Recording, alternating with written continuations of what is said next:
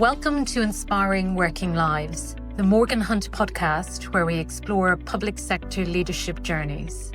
From honest chats about career highs and lows, to lessons and wisdom to inspire the next generation of leaders that will shape our society. Hello and welcome to the Morgan Hunt Inspiring Working Lives podcast. Today's guest is John Wheeler, CEO of Advocacy for All, a long-established people-focused charity dedicated to ensuring vulnerable individuals are heard and supported to live better lives. The organisation delivers independent, person-centred advocacy services across South London and the South East, helping people, particularly those with learning disabilities or autism, navigate complex systems and have a voice in decisions that affect them. John brings significant experience in the advocacy sector, having worked in the field for several years before stepping into the CEO role. Since taking on the position, he has focused on strengthening the organisation's operational resilience and impact, addressing key challenges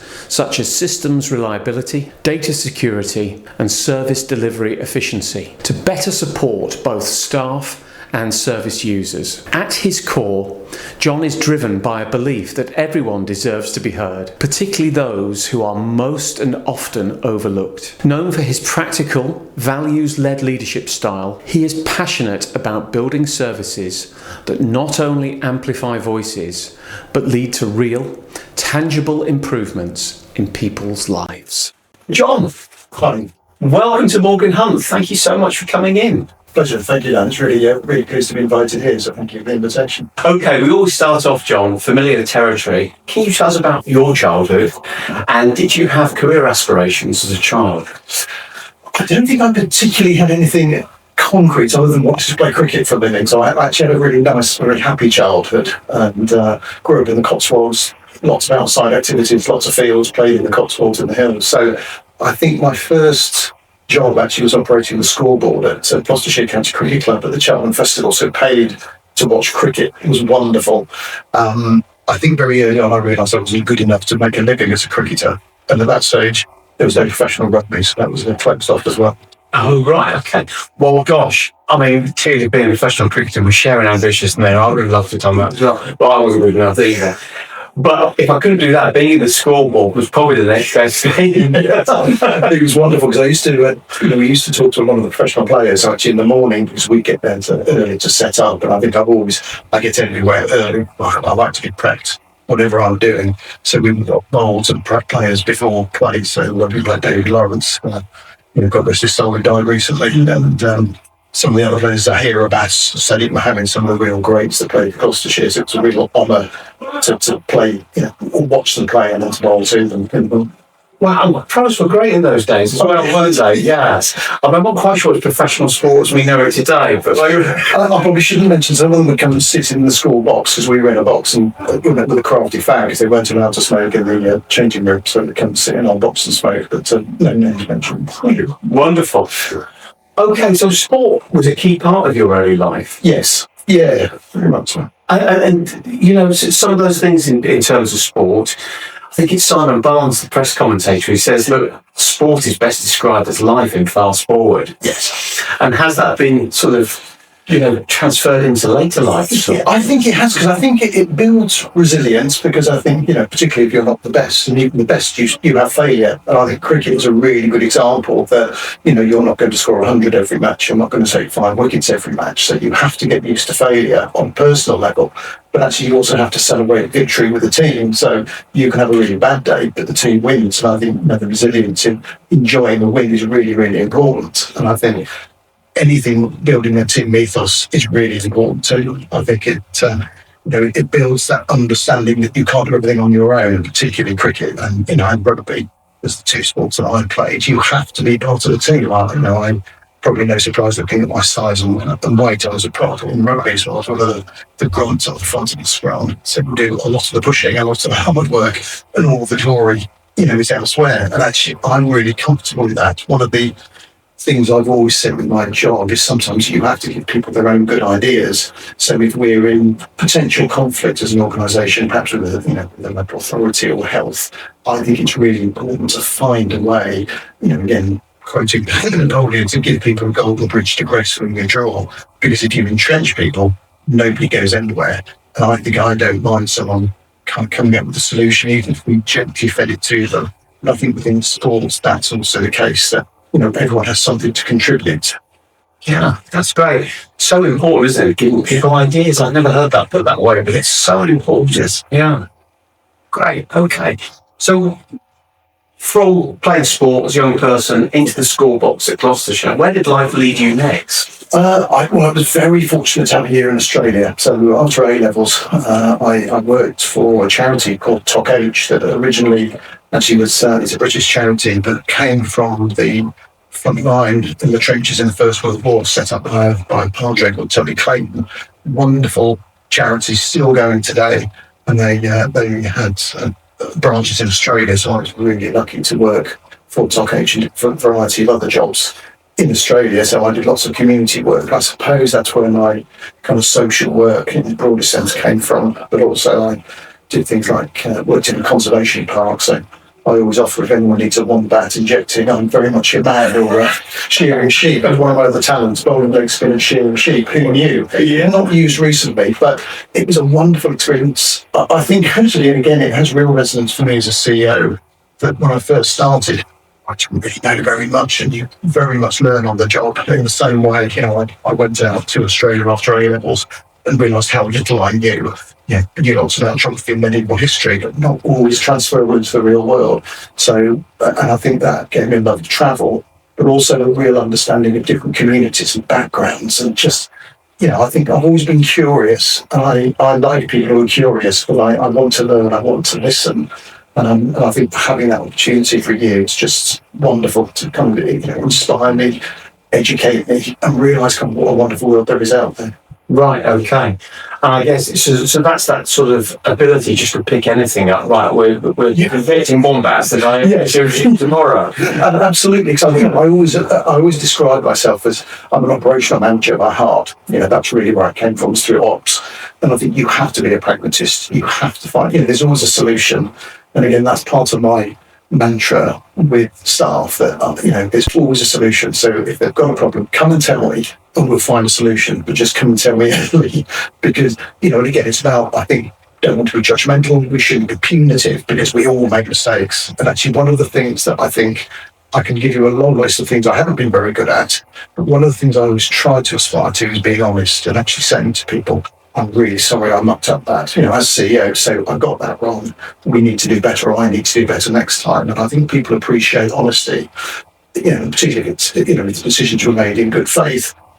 We learn on the job. And I think any organisation that works with people, every person you meet is different. So yes, you might have done something previously similar, but every individual's different, whether it's through background or disability or just their interests. So we make mistakes, and I think learning from them as an organisation, as individuals, is really important. Well, to a certain extent, it sounds a bit revolutionary nowadays, but of course we make mistakes. Yes. We all do it. Yes. But just to put your hand up and say, okay, got that one wrong, is really mature, and people benefit from it. We don't have to be this bulletproof person the whole time and gets it all right. I think it's really important to show, you need to show leadership, and you need to show resilience and confidence, because I think, again, one of the lessons I learned, probably took me longer than I should as a CEO, is people want decisions.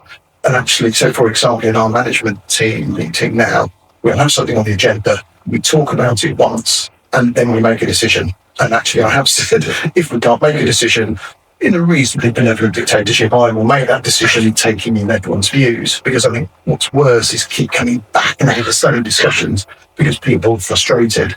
And I think teams, people in our organisation want some kind of direction and certainty. So even if it's not the decision they want, it's a decision. So at least there's some confidence, right, we know where we're going.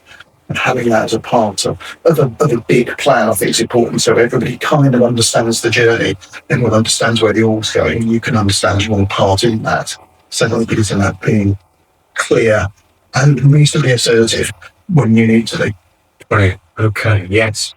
Okay, so going through this sort of formative stage of your life, we've got school building up, the importance of sport, travel's coming into it. Yes. These are all experiences that are building up. But you come back to the UK after a year, is that right? Yes, it is. Yeah, then I went to University at Birmingham and did a social policy degree.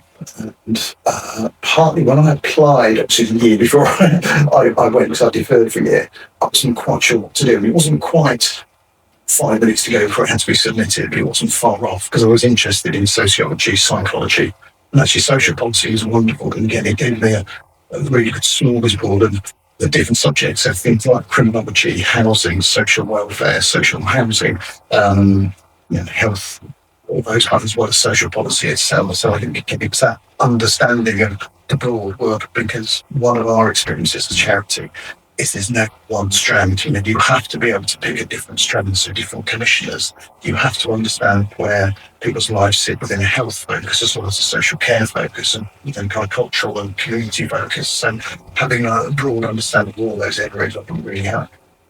Great. Okay. So you were picking up at university, and 3 years were you at Birmingham? Yes, 3 years, and really enjoyed it. Enjoyed Birmingham as well, which was great. And Cotswolds, going to a city where they have things like that, music. It's just great community to be growing up in. And then I graduated and then got a job in a day centre working with people with learning disabilities. And I think I probably picked that because whilst I was studying, I volunteered at a group on Monday night for people with learning disabilities. And I drove and drive the minibus around Birmingham, collecting people. And again, there was something really nice about teamwork, because in the early days, I didn't know where I was going. We had a guy there with a learning disability who had been to club for years, so he would direct me just by pointing right, left. So nice kind of teamwork that we kind of go around the route and pick it up. So relying on other people is important. So I really enjoyed that. That probably gave me an interest in working with people with learning disabilities. Yeah, and everybody contributes. Yes. Yeah. Great. Okay. What was there a particular attraction to learning disabilities and some of that? I think some of it is that it comes just a constant sense of injustice, that people with learning disabilities are still very much an unseen and unheard group of people. And I think my direct experience, there were some great people, great fun, really knowledgeable, and I used to just enjoy their company and enjoy supporting people. And I think when I then got a job, I worked in the day service and actually ran a picture framing cooperative, and that was amazing. I could report to work O level, that qualifies me for it. But we learned to make frames, and we would make frames for things like the adult education classes throughout Birmingham. And I think probably one of the most important things we did 60 frames for the final show of the Birmingham Polytechnic in this last year, to final degree course. So every frame had to be the same and they had to be perfect. And having people with learning disability produce a real quality product was really important. We were very clear we weren't going to turn out any old rubbish. It had to be good. It had to be perfect. It was a traditional day centre up to a point where things like the Friday disco and the Christmas party. I remember us trying to finish these frames, and someone came in to say, the party's about to start, and one of the groups saying, we can't, we're busy, we're working. And I thought, we've got it. It was giving people something that's important to do. And again, as part of the team, nobody could make an entire frame, but everybody could do something. So everybody participated, and we produced great work, and then we'd go out and take the frames back out to the communities, to the adult education art classes, and give people, mostly retired middle class people, a quality project that they couldn't do themselves. And there was a real status for people with learning disability. So it was the importance of saying we can do the same as everybody else if we give them an opportunity. That's great. There's a number of things playing out there. There's probably your operational management skills in terms of the organisation, but that sense of really participating and achieving something. Yeah. Yes, definitely. And I think learning as well. I mean, I learned from people, because at the time there was also, as it's been a constant theme in our, in the charity career, with the local authority, Birmingham City Council, were making redundancies, and we didn't know if we were going to make redundant. So we were all quite stressed as staff. And one of the people in my group, she'd been going to the day service 20 years, said, don't worry, we've seen this before, it will be okay. And actually, she was right. And just having that steady experience of someone who, I've seen it all before, and having that knowledge was really important. Yeah, right. Okay. So, where did the road take you next? After that, I travelled again and travelled to Thailand, Malaysia, Singapore, bizarrely Ireland down the west coast for 6 weeks, and then Poland. So I spent another best part of a year travelling, and before I went back to do my master's and my social work qualification. So qualified as a social worker, and actually did advocacy as one of my placements. So I did a social work placement and an advocacy placement, and that's really where I got, I suppose, shoved into advocacy through just the enjoyment of it and seeing the results when you give people a voice and give people proper information and time and support to make choices and express themselves, whether that's verbally or non-verbally or, using their languages. One of the things that still stays with me, and I use this example about communication training I do now, is one of the group I had in the day service, in his file, it said he didn't have verbal communication, and in fact he did. He just didn't speak English. He was fluent in Urdu and Hindi, but no one had ever really taken the time. And it's only as we gave him the confidence to start being part of this team that he started to bring up and picked up English. But actually, so I learned a little bit of Urdu to try to communicate. I'm not the most rudimentary, but again, it's just that important of understanding that don't always believe what's in the files. And it's also one of the things I track to is the importance of making sure our notes and data is accurate and up to date, because it's very much a life history of people, not just a snapshot of the last 2 years or 1 year. So I think just learning that, again, being curious and just check information out, particularly directly with people, they're the experts in their lives. We're not. We might think we are, but you have to involve people, engage people to actually have the true picture. And you think it's curiosity that's really sort of challenging and stimulating you to, offer the best advocacy you can for these individuals? Yes, I hope so. I think so, because again, I constantly learn from colleagues. So I learn from colleagues within our organisation and also colleagues from external organisations. We have what we call 3 team days a year. So we've got about 60 staff, about 20 volunteers. So we're just the right size for everybody to come together 2 or 3 times a year as a team. And it's always really educational. And the last one was just before Christmas. And we just asked people to stand up and just talk about what they do. And it was amazing because all of the staff and the advocates, and we have group supporters, we employ lots of people who have a learning disability or autism as a label. We're really proud of that. And as they all stood up and just gave their story and talked about their work, for them it's just ordinary. But listening from a bit further away, it's extraordinary the work they do and support they do. And I think an example was we're just working on our policy around AI, and the more we look at it, the more complex it is. Because one of the advocates said to me that their clients has been sending them saying, emails saying, I've gone through AI with what your job is, and you had to do X and Y, that's your job. And of course, that isn't accurate. So we've had to be really clear about how we use AI. We won't put personal information in it, be clear about the extent of it, because also we've seen examples of AI not being particularly helpful in giving advice and information that either is dangerous or inaccurate. So I think, and it's, I can sit in my office, standing around in my chair thinking about this, but it's only through talking to the staff and the volunteers, and particularly some of the people who use services themselves, that you get the real picture. So I was trying to say to people, please tell me that I'm wrong, or please say, yeah, that's fine, but I haven't considered X or Y. And again, it's that collaborative effort that realising everyone's experience is different and everyone has something to contribute. Mm-hmm. Right, that's good, yes. Okay, so this role of yours there, it's sort of building into a leadership CEO position as such, which is, so let's go back there. So Birmingham University, you do your masters, advocacy is the way forward.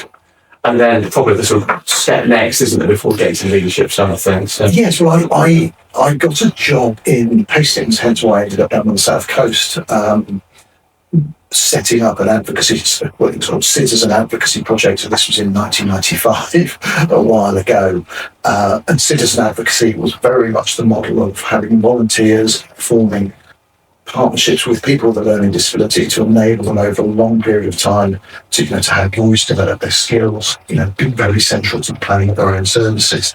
So, and that was again, a really enjoyable job. It was a really good organisation I worked for. They were called Hastings Voluntary Action, so it was again very much in the community and voluntary sector organisations. The Learning Disability Project was one of three. There was one for people with mental health issues, and one for children and young people. And it was a really formative experience, and my role was to coordinate the project, recruit, train volunteers. So there was an element of starting to have some leadership in there, but very collaborative with the other projects and the people we supported. Got it. Okay. And you're in that role on the South Coast, all going well, and then things are coming your way in terms of leadership, I assume, in terms of that organisation. Yeah, I was also applied for a job for a very large learning disability charity and set up another quite large advocacy project. And again, that was probably a step up into more coordination, more leadership, more staff to manage. So again, it felt very much an operational role, but with that element of leadership and coordination. And hopefully I started to learn some skills and some experiences to kind of inform, later on how my leadership style developed. And I assume weekends, rugby and cricket, high on the agenda at that stage? Yeah, watching rugby, because by then I was probably way too old to be playing, but played a lot of cricket. I played cricket with Sussex for probably 10, 15 years. And actually that was great fun, although I captained one of our sides. And actually that got really tiresome, and that was quite something there about leadership as well. It was just so much organising. I mean, it was before kind of internet and before everyone had mobile phones, so I'd literally made 50 calls a week to get a team together because we were coming on lowly thirds and people would nick our players. And that was quite difficult, particularly in a voluntary leadership role, because you haven't got so many sanctions. Because trying to say to someone you don't want to travel all the way to Chichester, we're going to drop you. Well, that's fine. You want to play anyway, so it's not much of a sanction. So again, learning about developing. But again, I think there was something about giving people opportunities, because if people have travelled for an hour and a half to a ground, played there, probably £7 match fee, they need to do something, not just field, bat or bowl, and it isn't always to the benefit of the team, but you have to support people in trying something and doing something, otherwise it just won't come. Yes, these are challenges that Ben Stokes is not afflicted with, which is, yes, but you're also supposed to win as well, aren't you? You are, because it is a competitive league. Although I've always felt you find your level in that kind of sport. So we were very lucky and got a number of promotions, but probably went one too far, and then we got relegated. But you find your level, and obviously there's also throughput of players coming through. We were very lucky to have lots of young players, so we were almost a feeder, a kind of system for the young players to come and get, playing men's cricket to then come up through, to play in the higher teams. But actually it was a really good experience because we had a couple of women players play for better cricketers than I were, and that's really great, having that diversity of just recognising the skills and values everybody had. Okay. So, meanwhile, this CEO role is calling to you. Yeah. How did that come about? Well, I was thinking about this last night, and I was head of operations, and then I think deputy CEO of a very large advocacy organisation. And the CEO left, so I was asked to act up. I think I acted up for 9 months. So I kind of started to get that skill and experience in, and at the time didn't want to apply for the main role when it came up, didn't feel ready. I then moved on to another advocacy organisation as head of operations. And again, after about 2 years, was asked to act up when the CEO left. And we went through quite a tough time. It was a real baptism of fire. We had to make a lot of savings in a very short period. And that was kind of really brutal. But again, it was I very much relied on 3 or 4 key managers to help with that period. So everybody had a role to play, but it was very much a team effort to try and identify savings, identify when there were redundancies, and that's always the worst part of the job. Almost a necessity in charities at the moment, and that's always really hard to do. But again, I think if you do it with honesty, humility and clarity about the bigger picture, it's not great for the people being redundant, clearly, but for the organisation it was important. So I learned some very important lessons about making decisions, key decisions, and difficult decisions. It's never easy doing that. And again, I remember we had a manager who was very wise, very experienced. I remember them saying to me about decisions, if not you, then who is making it? And if not when, if not now, then when? And that's really important. So actually, if there are difficult decisions, just do it. Yes, basically as soon as you can, but having given it due process and due thought, but don't hang on. I had to do that last week. I was doing some interviewing for another organisation, and I had to give people bad news they weren't successful. I couldn't wait to the end of the day, but didn't. It's one of those things, I guess. I just reminded myself, if not now, then when. So make those calls, those difficult calls first. And it's important. And again, I think it's about clarity and honesty as well. So, yeah, I mean, as recruiters, those are difficult jobs that we don't like doing. I can imagine. Because you always want to give good news, don't you? Yeah. But actually, if you can't give good news, fair, reasonable, timely news is better than nothing, So well, I've been asked to give feedback as well, so I was offered that. So the two people who weren't successful asked for feedback, so I've now got that in the day to give clear and honest feedback. So I think that's important as well. Because we all improve by hearing that honest feedback. Yeah. And you don't get the opportunity to get that all the time, do you? So an interview is an occasion where you can receive it. Well, I recently did a management training course around specific to advocacy. It's really interesting because it was a 12-month course. It was one session, a day session every month, 12 months. And it's really insightful because it gave me a chance to stop and think, and actually consider. And the content of the course was really important. And there were some really good tools about looking at what my skill sets are, where my weaknesses are, but also where are you spending your time. It was a wonderful kind of diagram that you look at, well, actually, out of 10, how much time you spend in operations or on finance, and the areas I wasn't very good at, but the important things that leadership needed. So around the promotions, and I'm out of my comfort zone being here today, but actually it's important to do those things, to promote an organisation, however we do that, so to be outward facing. So having the opportunity to learn was really important, and having the opportunity to take time was important. And part of that process was to get 360 feedback. So the person running the course contacted a range of people. So they contacted, I think, 2 of my board members, 3 of the management team, a couple of the advocates, and a couple of external people, so commissioners and someone else, and asked for feedback about me. And that was quite because I had to give some names. I think it was important to do it openly and honestly, so I didn't want to kind of pick people off. That would be nice. I didn't want nice. I wanted really good feedback. And it was really interesting. It was nice to get good feedback, but it was also really good to get 2 or 3 points from people who were very kind with their feedback, but also very honest about, actually, this would be better to improve on that area. And that was really important. So quite a difficult thing to sit and wait for the feedback to come in, but important once you get it. I think you're right, we don't often get constructive and formal feedback. Sometimes do supervision and appraisals, but even then it isn't always kind of focused in the way that's about improvement. This episode is brought to you by Morgan Hunt, a public sector recruitment agency with over 30 years of experience. Whether you're looking for your next role or growing your team, we match purpose-driven people with organisations making a real difference. Visit morganhunt.com to find out how Morgan Hunt inspires working lives. Great. Okay, so John, it was interesting in that sort of summary, you talked a bit about being asked to act out into roles. Yes. And you go, well, I'm not quite sure I'm ready for this. But somebody's seeing something at this stage, aren't they, in terms of going, this is the guy?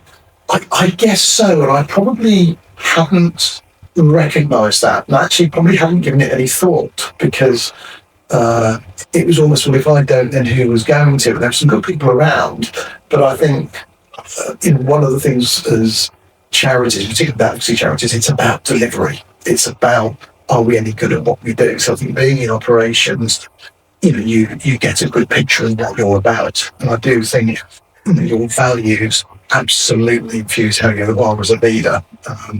again, I always feel uncomfortable calling myself a leader. It's not what I'm used to doing. I think it's, I see very much as a leadership team. Yes, I am the CEO, and that's probably why I'm a comic insomniac with kindness at the moment. I mean, we're in a good position. We've done well, but only through really hard work from the whole organisation to be in a good position. So I think I suppose having someone recognise something in you is really important. And I mean, actually, as a result, really, of thinking of those things, we put together Advocacy for All now, a contingency plan, because, it's important that, there is contingency for everybody leaving or, being unable to work, whatever that is. And I think bringing people to the point where they feel confident and being decision makers and owning that responsibility is really important. And I think partly that's also feeds into me wanting to be honest with them. I don't want people to tell me what they think I want to hear, even if it's difficult. We went through quite a difficult period, as most charities do, almost maturing as an organisation from small community groups to something substantial as a business. We are a business. We need to be business-like.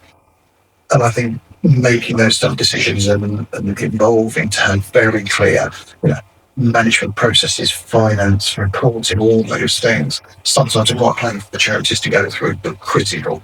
I think giving people, I suppose, the time and the space to be part of that, make decisions is really important. So I guess someone saw that in me as well. Even perhaps I hadn't seen it in myself. No. So pulling this team together that sits with you around that boardroom table, yes, is crucial. Yes, yeah. How do you go about that? I think it's about recognising what you need in that team. And I'm really lucky with the management team we've got at Advocacy for All, because we're quite diverse in every way. We've got really good people who understand finance. We've got really good operational people, both in terms of strategic, but also day-to-day operations, and understand the values of the organisation and very much the heartbeat of the organisation. So everybody, it's a very much jigsaw puzzle. I know that's a bit of a cliche around. I always remember putting presentations together, and whenever you put pictures, it's always putting jigsaw pieces together to be one whole. But that's true, that's what it needs to be, because we want diversity, we want difference of opinions, because otherwise everybody thinks the same, and it's really easy to get led down into a path where you think, well, actually you've done the same thing all the time. We're just about to undertake a really significant strategic review where we want to actually think what we want to be in 10 years' time. And I think that's really important to have that ambition as an organisation. Again, that's something I've had to learn, to be much more ambitious in where we want to be. Not arrogantly so, I hope, but just because when charities do strategic plans, generally we pick 2 or 3 years ahead. And if I'm honest, it always feels like you do what you've done for the last 2 or 3 years, and perhaps a couple of changes. Whereas a bigger, longer term, because the charity world is changing immeasurably, as you can see. So we've got to think about what will we look like in 10 years, where will our funding come from, and every charity talks about diversification. We're very lucky to have a really, really skilled board, and again, very diverse board. We've got people from the city, big multinational organisations and national organisations feeding into our strategic planning, and I've learned loads from them. It's become lovely social work trained coming up through charities. High finance wasn't necessarily my thing, but again, I think as a leader, you have to develop an understanding of things like finance and HR and IT. Even if you're not the expert, you've got to have good grounding in it. And that's what I always say to the rest of the management team. If you want to progress, these are the areas you need to learn about and take responsibility for. So we actually tested resilience last June. I was very fortunate to be given 3 weeks leave, but I've never taken more than a week in one go. But it was that's why I actually drove down to the Alps. Spent a couple of weeks walking in the Alps, and I think driving down on the first day almost had like not an anxiety attack as such. I was thinking, I shouldn't be doing this, I should be at work, and almost felt uncomfortable with not being at work for 3 weeks. And it took me a few days to switch off. And what we did was make sure that all the managers who were working understood they had responsibility and understood that they could make any decision they wanted, because I think you can't delegate and say, but you can't do with that bit, or you must do that. I think it's you wholly delegate I'm not around, you are responsible. So our director of finance was responsible for all finance decisions. Our business development lead was responsible for picking up any bids or tenders or opportunities. Our operations managers and our referrals manager were all responsible for managing and making decisions in their part. And actually, they flourished because I knew they would, because they were all really good. And one of the messages is almost get out of our area. So it's really easy as CEO to kind of meddle almost. And, I don't micromanage. And I don't want to micromanage, but sometimes it's actually saying, just make the decisions, because they make good decisions. I think if people feel they're trusted and responsible for doing it, they make good decisions. It's when they think, well, there's no point deciding because someone's going to overrule me, then what's the point in making any? So I think they are in people who feel confident that they can make decisions. But if it's a decision I wouldn't have made, either, well, that was your decision, fine, or we might make it a bit later and think, well, would we do it differently? But I do that in my decision making anyway, regularly review it and think, should I have done that differently? Got it. And it was a success, those 3 weeks off. Which is great. Yeah, it was great for me to have 3 weeks off. But actually, I had distance from the day-to-day operations and the day-to-day decision making. So actually, I didn't look at my emails, I didn't look at my work phone. But what I did have was time and space to stop and think and consider. And I had my personal phone with me and make notes sometimes, usually 2,000 metres up in the Alps, thinking, we could do this, whatever this is. And it just gave me that time to have distance. And I walk my dog obviously from most mornings, and that's when I do all my best thinking, because you have time and space to think. So I think as a leader, you almost feel like you should be seen to be there all the time, but you also need time away. I have some really good working relationships with other CEOs where I mentor a couple of people, but also I have really good relationships where we meet probably 3 or 4 times a year, but think about being a CEO and leadership and just pick each other's brains. And having that support is really important. That is great, yes.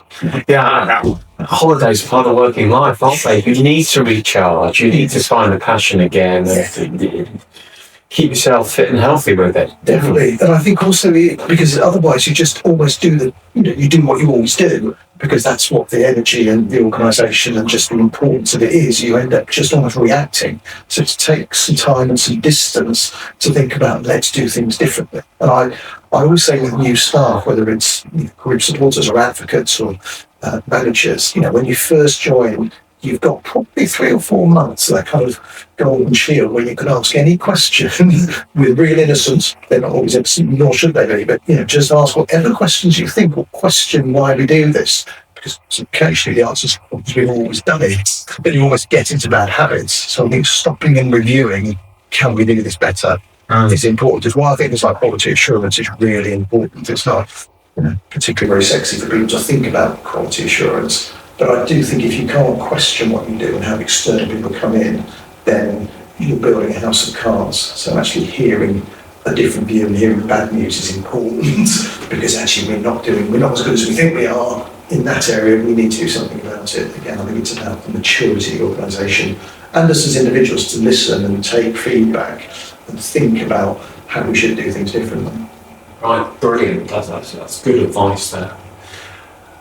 In terms of some of your history and things you've been doing, whether it's your travel, etc., there's a new thrust and direction at the moment for you around sort of being physically active, getting time, comradeship with fellow people in your group and your association? Yes, I've always valued physical activity. I've always valued the time to be good to yourself as well. So, I love sport, I love cooking, I love big gardening as well, and they're all very grounded things, I think, because they're quite humbling, all of those, that you're just in the moment, and that's what I really like about them, that I exist. I do a high intensity class on Wednesday, and I'm probably one of the oldest there. It's really tough. I always say to the trainer, I haven't enjoyed it 1 second until we finish. I didn't realise that was great. But again, I just exist. I don't think about anything else. I don't think about work. Obviously, I'm working on my fitness. And there's a group of us who regularly attend, and there's a real comradeship around that and enjoyment about community activity. And that's why I always love team sport. But I think it translates into our work. We have a group called the All Stars, and it's run by some wonderful volunteers, and they provide support for people with learning disabilities who also maybe even have physical disabilities to do sport and activity. So once a week they do great sporting activity, and again there's real value in one, doing physical activity, but also being part of the group. And part of our thrust now is about finding diverse funding for something called Fitness, Food and Friends, and it's where people are doing fitness. Again, we've got an allotment in one of our boroughs in Bexley, and that's great. Where I love going and seeing people working on the allotments, and there's a guy there with a learning disability, labelled learning disability, who knows so much about gardening. It's wonderful just going and listening and talking to him. And again, they're very supported by the other allotment holders, and that's really nice as well about people finding a place in their community. And I think also there's great value in people learning about environmentalism, about people understanding about the benefits of growing your own food, and then cooking good, healthy food. So this wonderful kind of golden strand, as I describe it, going through fitness, and then the friendship of people kind of cooking together, gardening together, sport together. I think it's just really important that everybody has those kind of opportunities as well. And it makes perfect sense to us. Yes. But, as kids at school, we were never taught that, were we? No. We've had to find out that way. And I guess potentially people with learning disabilities, there's maybe a barrier to some of those things that we see as good, healthy behaviours. Well, there is, and I think and one of the real tragedies, and one of the things that makes me angry still, and I'm generally quite a peaceful soul, but people with learning disabilities on the whole die much earlier than everybody else, 20, 25 years than everyone else. There's people still dying of really preventable issues and diseases, and there's some great services out there, but there's also lots of people, probably, and some of them hidden in the communities, but don't get the same access to good health care or good exercise, and all of those things are really important. And particularly as I'm aging rapidly, the importance of good exercise and good diet absolutely focus my mind, and everyone should have those same opportunities. Fantastic. Okay. So that's what's next for the Advocacy project. So the Advocacy Association. Yes. Advocacy for all. Yeah. Advocacy for all. Yes. And then in terms of other challenges you're facing, I mean, we've talked about some of those, but finance is clearly an issue for everybody at the moment. Yes, it is. Yeah. How are you coping with that? And is there a mechanism you apply to your leadership that helps you get through those difficult times? Yeah, I think again it's part of having a really clear plan. Yeah. So we talk about diversification all the time, and we've spent a lot of time trying to build up on those diversification opportunities because they don't happen overnight, and particularly trying to look at some of the corporate organisations, because there's some very good benevolent and organisations, but they want to be really clear what they're getting for their money, as everybody should. Yes. And I've always been very clear, a lot of our funding is through local authorities or health authorities, and I've always been very clear about our duty to spend money wisely, public money wisely, and be honest how we're spending it. So we always report, and mostly we report quarterly, and it's about the numbers, so in our jargon, the outputs, but the outcomes are really important, and we've got a project in Kent working with people with autism, and also people with autism with mental health issues, and we just had some great feedback with someone saying that they'd been part of the group 7 years ago, and the group had kind of gone off independently, which is exactly what we want of people. We don't want people to be dependent on advocacy, so they learn the resilience and the skills and the confidence to go off themselves. And we've also had 2 or 3 managers recently have feedback from when they were doing direct advocacy. People are saying, if it hadn't been for you, I'd have killed myself. And honestly, it's heartbreaking to hear that, but that's the longer term value. So yes, we always measure for the last quarter, but actually it's also measuring the last year, 2 years, 5 years, that you see the kind of long-term effects and benefits of people being given support and a voice. I mean, advocacy is really important. It's not the only thing, but it has a really key role to play. Mm-hmm. Yeah. Okay, so John, if there's somebody out there listening to this conversation now and thinking, cool, I love those opportunities, I think I've got something to offer in terms of leadership, what advice would you give to them? I think there's 2 or 3 key things. One is get the experience. And again, partly you get the experience by being a leader, but I think certainly one of the things that we look at Advocacy for All as managers taking responsibility for key projects. So actually things like somebody develops the website, so strategically from the first point, developing it, being part of that during the consultation. I ask other people to take on particular projects. And again, I think the key areas that people need a bit of background are in strategy. So actually, have you done lots of organisational thinking? It doesn't need to be massive, but sometimes just a key project and being given responsibility to lead on that. So I'm always encouraging staff to say, yeah, I'd like to do that, can I lead on that? So things like strategy. Some of the more technical things like finance, so people understanding exactly how finance works, that how we run a budget and cash flow and management reports and our responsibilities. I guess the other thing is around the legalities and requirements of running a charity. So things like submitting our accounts on time, being clear with our responsibilities to the Charity Commission, making sure we have good governance, and people understanding that part is important, because they're the things when you step up to a CEO role, it can be a bit of a surprise realising you need to recruit and train and support good board members or trustees, that you need to understand budgets. And I'm really lucky to have good managers that understand their key areas. But that means I can then understand it as well, because they'll inform and educate me. So I always think if someone wants to step up, ask for those experiences. And I think good CEOs encourage people to take on opportunities. Not, I don't want people to feel they can't. I want people to come and challenge me and say, actually, I want to learn how to do this bit. It might be budgeting, or it might be around things like human resources. Because again, lots of managers are good at managing staff on a supervisory level, but understanding, the technicalities and the legalities of things like, TUPE. We have TUPE as one of the kind of constants in our world, either us taking staff in when we win contracts, or if we lose them, staff TUPEing out, so understanding the legal requirements, and that's important. So I think I would suggest people look at the CV, look at perhaps a few job descriptions of a CEO role and see where the gaps are, and then ask to fill those gaps with the opportunities. Wonderful. The other thing I would say is get some training, because I think it doesn't need to be huge, it doesn't need to be 2 year, MA in management necessarily, although that's real value, but sometimes just some management training, key staff training, because one, it gives you skills, but also I think you then feel like you've upskilled yourself as well, and that kind of breeds confidence. So putting your hand up, giving an opportunity to get that broad experience of the key areas. And also put your hand up for training as well, because it is out there, isn't it? Yes, but sometimes people have to say, look, I need a hand with this. Yes. And so we specialise. We were really lucky. We were given some free training through one of the universities in London around business development. And again, that was one of the key areas and strategies we were looking. So I really enjoyed that training because I learned skills, and actually then thought, I can then bring that back and cascade that to the rest of the management team.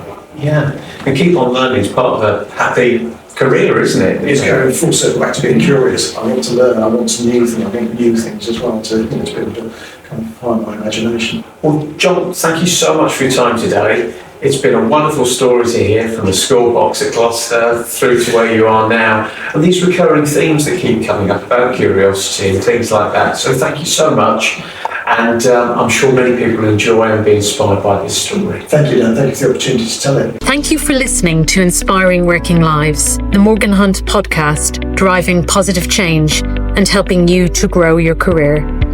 If you've enjoyed this episode, make sure to subscribe so you don't miss the next inspiring conversation.